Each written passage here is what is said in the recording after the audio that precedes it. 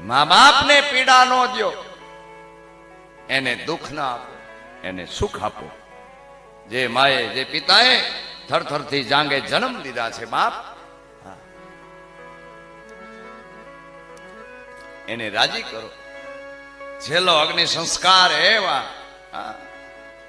16 સંસ્કાર હોય છે. જન્મથી માંડીને મૃત્યુ સુધીના છેલ્લો સંસ્કાર એને આપો.